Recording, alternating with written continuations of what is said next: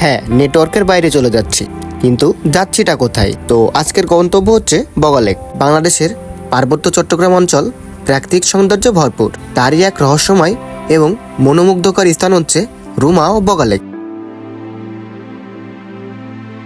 বান্দরবনের পাহাড় ঘেরা এই অঞ্চল শুধু প্রাকৃতিক সৌন্দর্য নয়, আদিবাসী সংস্কৃতি, রহস্যময় কাহিনী এবং অভিযাত্রার অভিজ্ঞতায় ভরপুর। যারা প্রকৃতিকে ভালোবাসেন, অ্যাডভেঞ্চার পছন্দ করেন, তাদের জন্য রুমা ও বগা লেক হতে পারে জীবনের এক স্মরণীয় গন্তব্য।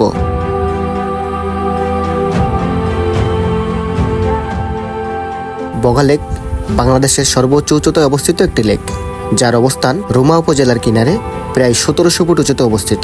এটি একটি রহস্যময় লেক, যার গভীরতা আদৌ সঠিকভাবে নির্ণয় করা হয়নি। স্থানীয়রা বলেন, লেকের নিচে এক বিশাল গহ্বর রয়েছে, যেখান থেকে কেউ নামলে আর ফিরে আসে না। এখন প্রশ্ন হলো, বগা লেক কিভাবে যাওয়া যায়? বগা লেকে সাধারণত দুইভাবে যাওয়া যায়।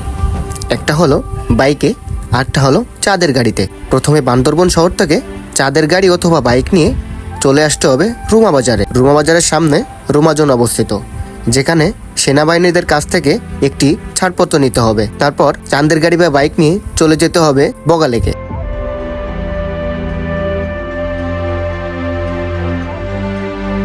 রুমা উপজেলা বান্দরবন জেলার একটি দুর্গম এলাকা, যেখানে যেতে হলে প্রথমে বান্দরবন শহর থেকে রুমার উদ্দেশ্যে বাস বা জিপে করে যেতে হয়। 50 থেকে 55 কিলোমিটারের রাস্তাটি স্বপ্নীল, কখনো পাহাড় বেয়ে আবার কখনো নিচু নামে। এই যাত্রাপথই যেন একটা রোমাঞ্চকর অভিজ্ঞতা। রুমা বাজারে পৌঁছানোর পর আপনার মনে হবে আপনি একেবারে অন্য এক জগতে প্রবেশ করেছেন।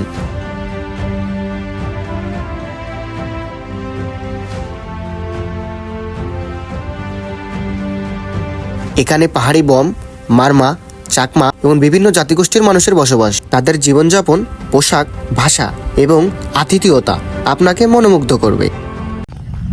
এখনও আছি আমি বান্দরবনের রুমাতে, যেটা 1-1.5 বছর বন্ধ ছিল। জানি না ঠিক কতদিন বন্ধ ছিল। বান্দরবনের সৌন্দর্য এতটা সুন্দর যে রোমাতে না আসলে বোঝা যাবে না যে রোমা কতটা সুন্দর। বান্দরবন সুন্দর, কিন্তু রোমা যে এত সুন্দর সেটা কল্পনা করার বাইরে।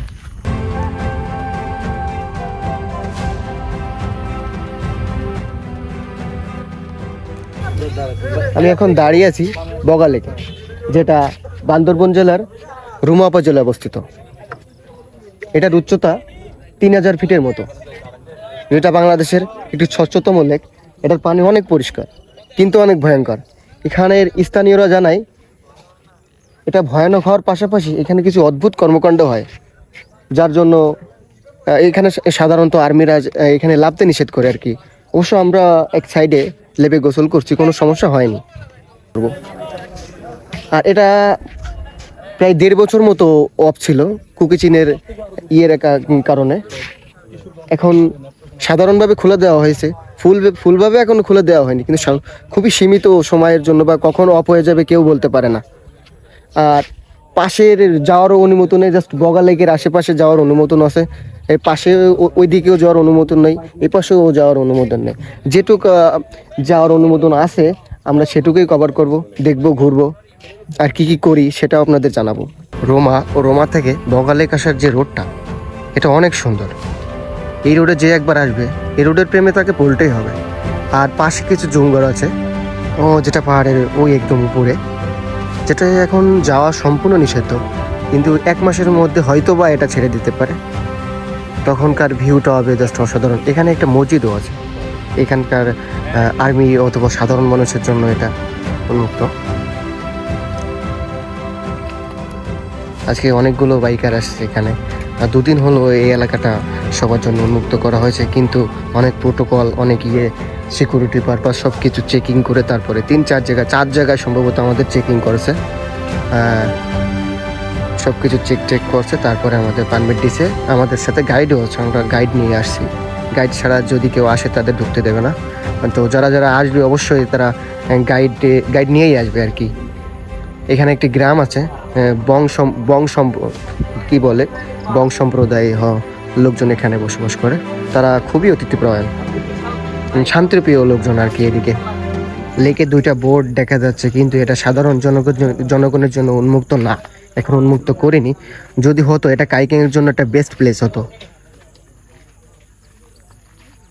এখানে আরো কিছু কাইকিং বোর্ড দিয়ে দিলে মনে করেন যে একটা ফিল পুরো নিরাদ্রি লেকের মতো আর কি। কিন্তু আফসোস এটা এখনো অফ আছে, সামনে হয়তো দেওয়ার সম্ভাবনা আছে কিনা সেটা সঠিকভাবে বলতে পারি না। এই গ্রামটা এত সুন্দর, মানে উপরে পাহাড় নিচেই গ্রাম, জাস্ট অসাধারণ ভিউ। এরকম ভিউ আসলে আলীকদম না গেলে আসলে দেখা যায় না, কিন্তু আলীকদম থেকে মারাত্মক ভিউ। এখানে উঁচু উঁচু পাহাড়, নিচেই গ্রাম। আর গ্রামের পরিবেশ কি বলবো, এতটা পরিবেশ পরিচ্ছন্ন, এখানে কোনো ময়লা আবর্জনা নাই বললেই চলে, খুবই পরিপাটি আর কি। এই গ্রামে বেশ কিছু রিসোর্ট আছে, অনেক সুন্দর সুন্দর রিসোর্ট। যারা আসবে এখানে তারা থাকতে পারবে।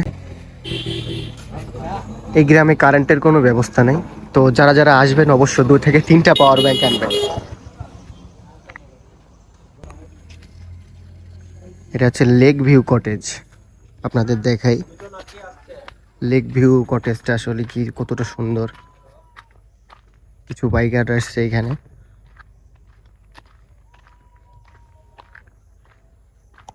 অন্যের রিসোর্টে আসলে ঢোকায় ঠিক না, আমি আর যাবো না। এইখানে বেশ কিছু কটেজ আছে, এই দিদিরা ইয়ে করে। এই যে দাদা, দাদা কি অবস্থা? আলহামদুলিল্লাহ। এই ভিউটা মারাত্মক, উপরে পাহাড় নিচে গ্রাম।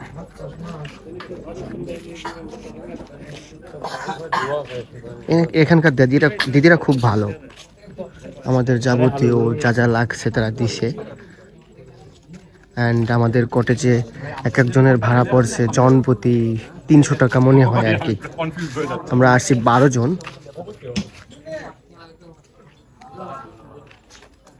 কই যান? সবাই ছবি তুলতে ব্যস্ত, কারণ এখানে যে ভিউ, ছবি তুলবে নাকি? কটা ছবি তুললেন স্যার? এত ছবি লাগে আপনাদের স্যার? আসছি তো ছবি তুলতে। স্যার যদি কিছু বলতেন স্যার। স্যার কয় টাকা দিবেন? অমুক কিছু রাস্তাঘাট ইন্টারভিউ দিই না, 5 টাকা ডাক দেন। অভিজ্ঞতা সম্পর্কে কি বলবেন স্যার? ভাঙতি নেই, পরে আইসেন। ভাঙতি নেই, পরে এসে। কারেন্ট আছে? লেক সাইডে অনেকগুলো বসার করা আছে, লোকজন বিশ্রাম করবে, আসবে, ঘুরবে, দেখবে। এটা কি ট্যুর গ্রুপ? এখানে সাধারণত বাইকাররা আজকে দেখলাম বেশি আসছে।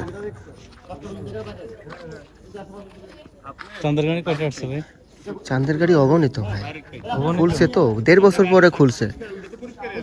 একটু চাপ থাকা স্বাভাবিক, তারপর ঈদের সময় অনেক চাপ হয়।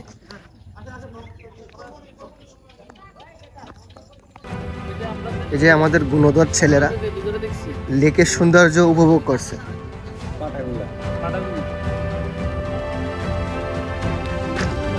বগা লেকের প্রথম রাতটা শুরু হয় চানাচুর আর মুড়ি মাখা দিয়ে। পাহাড়ের নীরবতা, হাওয়ার ঠান্ডা স্পর্শ আর হাতে গরম চায়ের উষ্ণতা, এখানে সময় থেমে যায়, শব্দ শুধু হৃদয়ের ভিতরে বাজে। এক চুমুকেই লুকিয়ে আছে যেন পুরো বগা লেকের গল্প।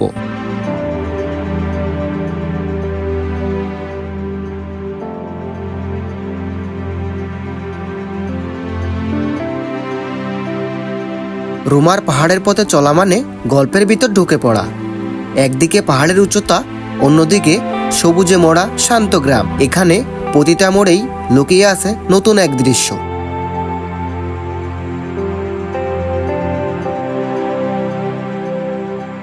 জীবন হয়তো সবসময় সহজ না, কিন্তু এই দৃশ্য, এই মুহূর্তগুলো মনে করিয়ে দেয় সুখ আসলে খুব সিম্পল, শুধু সঠিক মানুষ আর সঠিক জায়গায় থাকতে হয়।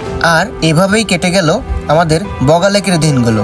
গল্প শেষ না হলেও আপাতত এখানেই বিরতি, কারণ আমাদের যেতে হবে মুনলাই পাড়াতে।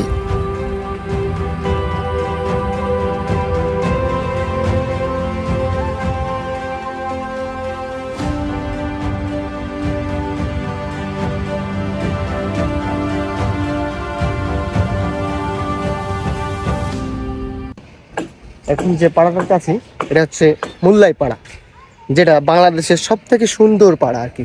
এখানে আপনি কোথাও ময়লা দেখতে পাবেন না, একদম পরিপাটি। আর এখানকার মানুষ খুবই আন্তরিক, খুবই ফ্রেন্ডলি।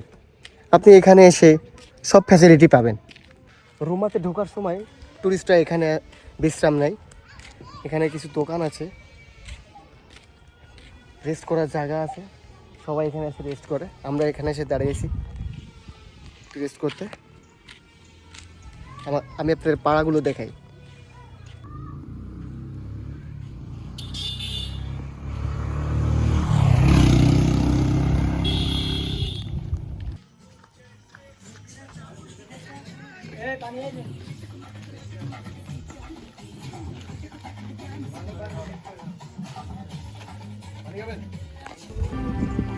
এই মোল্লাই পাড়াতে এত সুন্দর, আপনি এখানে না আসলে বুঝতে পারবেন না। ময়লা তো নাই। আর ওই যে উনি উনি যে দেখতে পাচ্ছেন না, যে ময়লা পড়ার সাথে সাথে উনি ওই যে উঠিয়ে নিলেন। এরকম যদি সারা বাংলাদেশে হতো, আসলে বাংলাদেশটা অনেক সুন্দর হতো। মোল্লাই পাড়া থেকে যে পাহাড়গুলো দেখা যায়, দেখার চেষ্টা করি।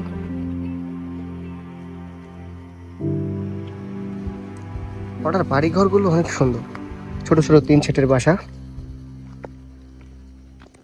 বাচ্চারা আছে। নাম কি তোমার?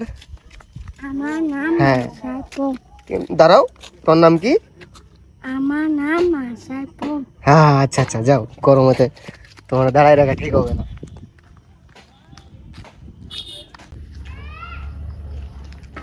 মুলাই সেন্টার, আসলে কি জানি না এটা আসলে কি লেখা আছে। মুলাই সেন্টার, এটা আমাদের চাঁদের গাড়ি, ওখানে আছে হোস্ট, আর এই হচ্ছে পাড়া। আর আমাদের ভাই ব্রাদার সব ভিডিও নিয়ে ব্যস্ত। আকাশ হঠাৎ অন্ধকার হয়ে যায়, শুরু হয় মেঘের গর্জন, হালকা ফোঁটা থেকে মুহূর্তেই নামে ঝমঝম বৃষ্টি। পাহাড়ে বৃষ্টি শুধু ভেজায় না, ভিজিয়ে দেয় মনকেও। এই বৃষ্টি যেন সব ক্লান্তি ধুয়ে নিয়ে যায়।